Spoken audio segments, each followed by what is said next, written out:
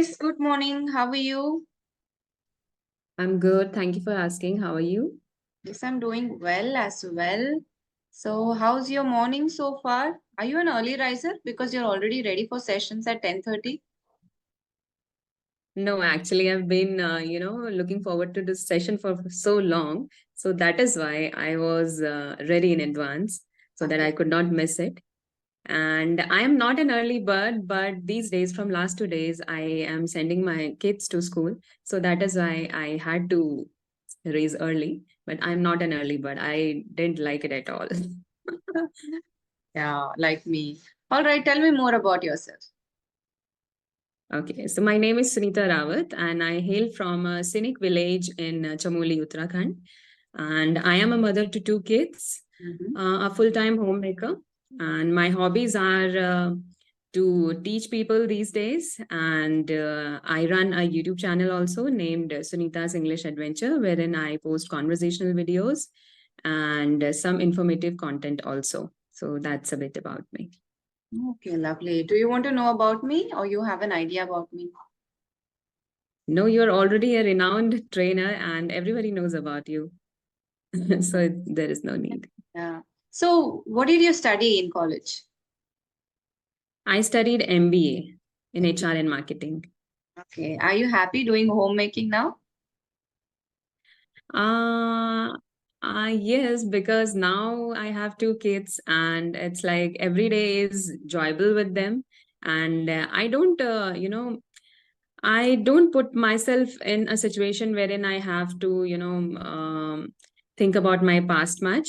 Whatever position I am at today, I enjoy doing it, and I'm quite fine with the position I am at. Like I'm a homemaker, so I'm enjoying it, and even I don't get much time to think about my past. Like I've done MBA and why I'm sitting at home, and if I'll keep on doing that, then I'll end up become frustrating, so I don't want to do that. So I'm happy enjoying my nurturing my kids, and now I have started my passion as a YouTuber too, and I'm an aspiring communication and English language trainer too. So I'm thinking of working upon this instead of just thinking about my past, like what I have done in past. So that is why.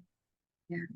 Though we try to forget our past, there are people always around us who keep reminding us Mhm. what our past was, Mhm. right? So it keeps coming back. So that's the reason I asked you. How old are your kids? My kids, the elder one is 5 years old, and the younger one is 3 years old. Okay, two under five. Quite difficult. Mm. Mhm. The Mhm. second one came as a surprise to us, so it was not Okay, planned. yeah. Okay. So But that is it's why you fine. just have Both are 2 boys. years gap. Mm. Both are boys, and they enjoy each other's company. And it's like quite comfortable for me too because I need not to look upon them every time. They Mm. enjoy playing with each other. Sometimes they fight too, but it happens No. when you have siblings.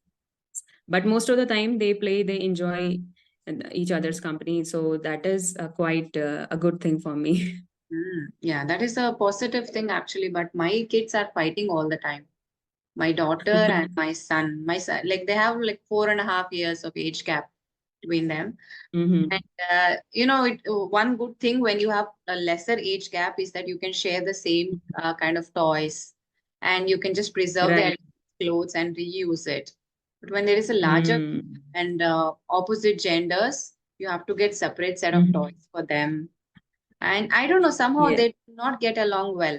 My son loves Hmm. his sister so much, but my daughter behaves Hmm. like she's allergic to him. Hmm. It's Because quite they challenging, are in, different phases of their life. Like both my kids are in their early phase, right? so they have same mentality. Mm. They love playing with toys and all, Mm. and they are even, they have same mentality about going to school also. Both of Right. them don't like to go to school. So it's like they having same mentality altogether. So that is why they gel up really quickly and get along really nicely. Okay, so is it difficult to send them off to school? It's been 2 days only. Okay. I am sending them to school. It's not that difficult. My elder one actually cries a little Every time when I send him, he says, Mama, I want to do homeschooling only. Actually, I was homeschooling him from past 7 to 8 months, but Mm-hmm. then it didn't work well. So I started sending him to school. So again and again, because he was in his comfort zone till now, and I Yeah. started sending him. Every Mm. now and then he was telling me that, Mama, I want to do homeschooling only and I'll do it really well. I'll obey whatever you say. So he was like that. But then I said, I homeschooled you till now, and I don't know further like how to teach you. Now you have to go to school. Yeah. Then he's like, fine. He just try once that it, Mm. it will be, maybe my mom will not send me school if I'll behave like this or if I'll show that, emotional face to her. So Mm. he tried that once. Yeah, but also it is homeschooling is challenging and it is important for them to gel with other children Mhm. of their age so that social Right. development will happen once they go to school only. So yeah. Yes, I have noticed that in his behavior. He was already reserved, from his early age, and he's kind of a simple and a reserved nature boy. So, and I homeschooled him, so he has become even more reserved. He don't want to go out in public, Mm-hmm. so that is why it had a negative impact on him. So I thought we should send him to school. The other one is really extrovert kind of, and he gel up with everyone who Mm-hmm. come in front of him. So he's kind of that. So he's also happy going to school, but the elder one is little Yeah. sad, but he'll gel up with time. He'll I think it'll take a couple of years. Even my elder one was she created a lot of trouble while going to school, like for 2, 3 years. From first standard, she was pretty okay. So I think the elder ones need more, like maybe we are more protective and we are more pampered. Mhm. We pamper them a lot, the firstborn. So they might find it Yes. difficult. I see it in most of the cases. Right, right. And mostly the firstborns are reserved kind of only, and the second ones are naughty and extroverts. I've seen in most of the cases. Totally agree to it. So what is the best part, like this phase of your life? What is the best part of this Mhm. phase? And what is the, like, I don't say worst, most challenging part of Mhm. this phase of your life? Like after having my kids. Yeah. Whatever Mhm. now you are So, going, like 3 or 5 years, this phase of your life. so when I had this news of having another baby, and we were overjoyed because we thought they'll be like twins only, Mm, and we will be having less expenses too because the elder one clothes will fit the younger one too. So it was kind of, we were looking for positive things only. We were not ready at our initial stage because we thought of aborting too, because it was out of unexpected. mhm, So then we look out for positive things, like all the positive things, and then we were like fine with it. And when we had him, and after that, my elder one is quite mature, and he was not like other kids. He was like welcoming him. He was embracing this new bond, and that was quite delighted to see them like this. Like we are also experiencing that how siblings bond with each other. So day by day the bond is getting stronger, and the elder one is acting like a kind of parent to him. He's mhm, acting like a kind of a guide, you can say. And every time when he says something wrong, like his sentences in Hindi and English, every time when he says something wrong, he corrects him. So this is how they this is how their bond is, like the yes. elder and the younger one also look up to the elder one. And whenever he needs something, like if he needs a candy, you can say, then he'll get a candy for his brother too.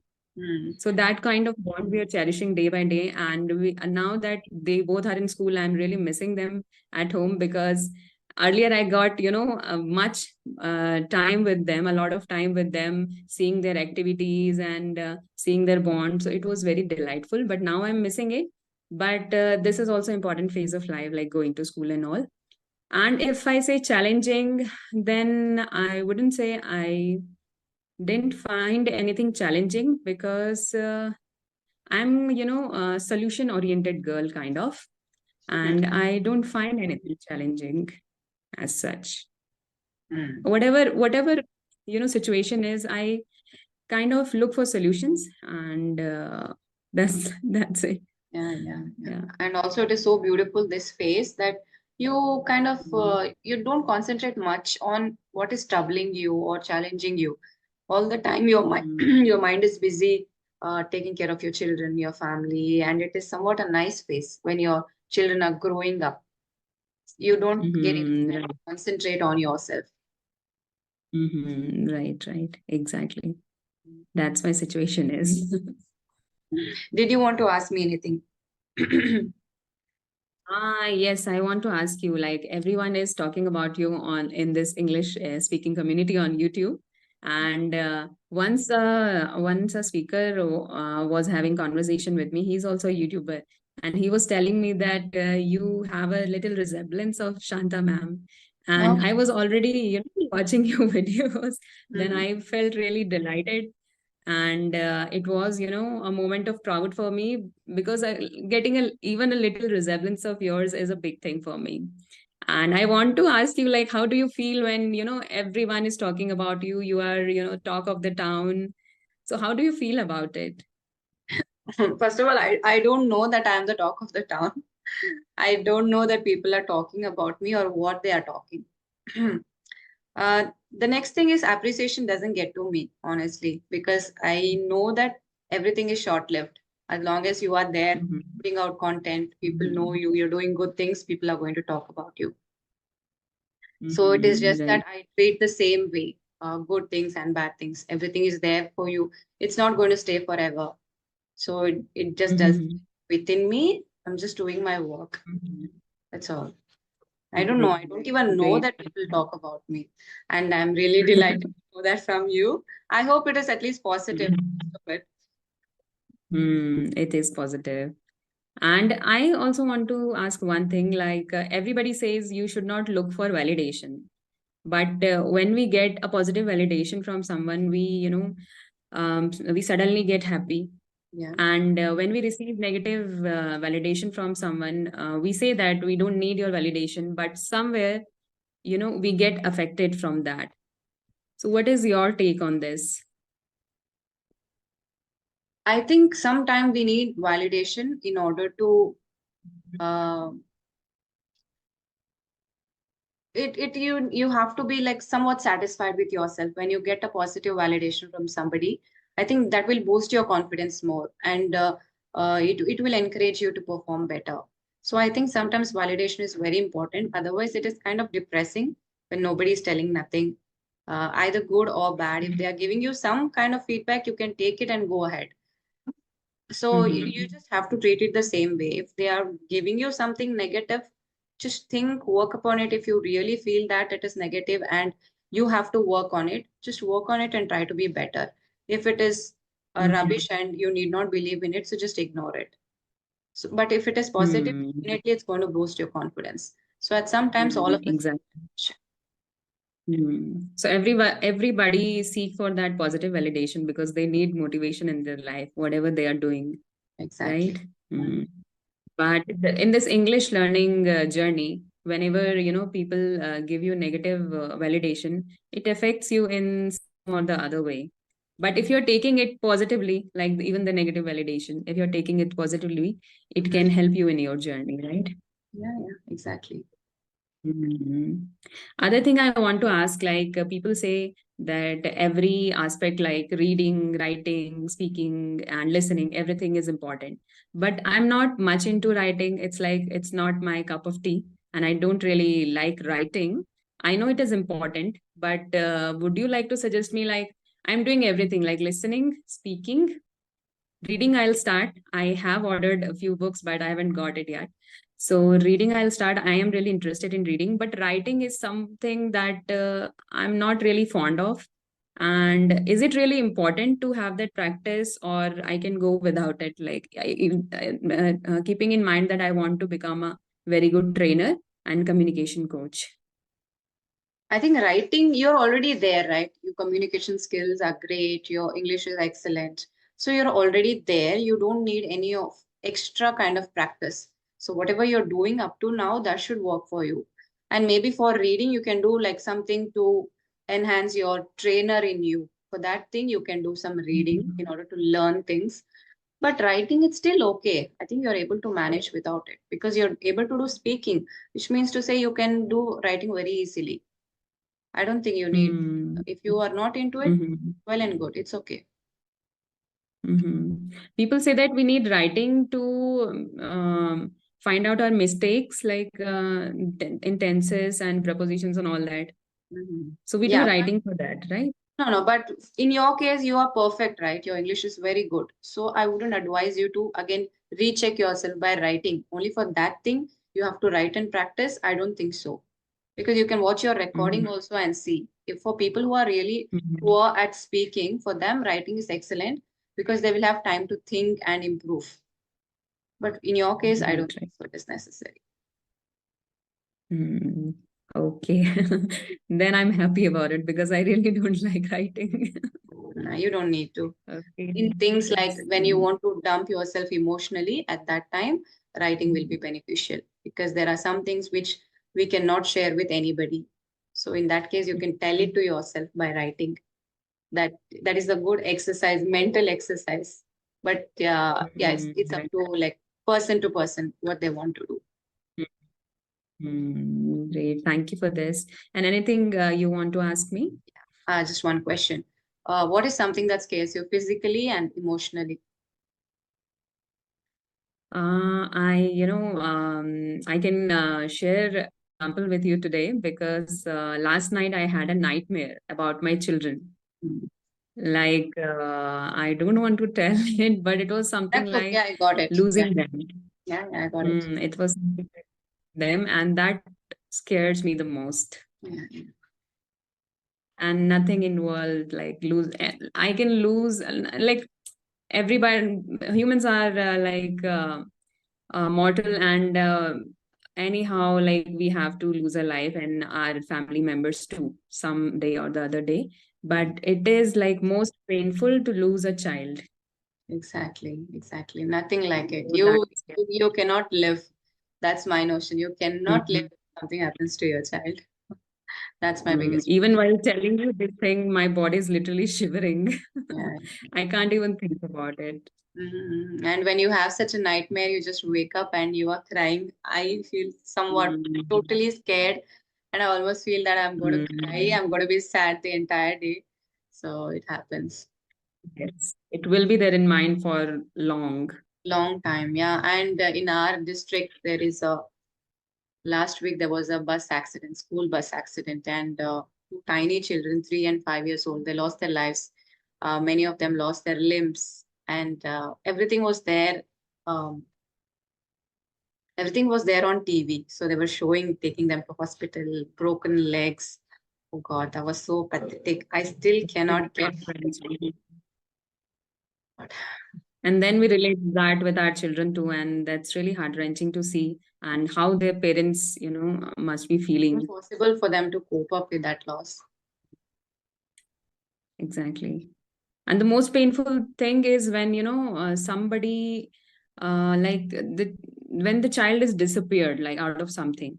So that Mm. is, I think, the most painful thing when you don't know whether your child is alive or not. They suddenly disappears. So Mm. I had, I have a relative, Mm. and this was the situation with them. Their child, suddenly disappeared, and they're like living with it now. Oh God. This thing. So that is really painful. I agree. Yeah. Anything else before we wind up the session? No, and I'm really, I'm really sorry to, talk about this topic, and I think it become really No, serious that's kind of okay topic. because So I'm many really people sorry will for be that. able to relate to it. Sometimes we have to talk about Mhm. our fear as well. I don't know if it's right or wrong, but it's okay. I think No, many it's mothers like, share this common mentality. mm, yes, but it makes us sad also at the same time, Yeah. thinking about this. Mm. Okay, there is nothing to ask, and I really like talking to you. And I was looking forward for this for a long time, and I'm really happy now. I'll Likewise. talk to you. Mm. It's wonderful talking to you. Your Okay. English is very good, and I think you should continue this practice of training people, because there are a lot of people who need help, and you have that kind of patience and energy and passion to teaching. So I would say good luck with that. Thank you for such kind words. I was looking for this kind of appreciation. Like I like positive validations and encouragements. I totally need it. Thank you for this. You're Thank you for welcome. having this session. Sure. Bye bye. Have a good day. Bye. Same to you. Bye.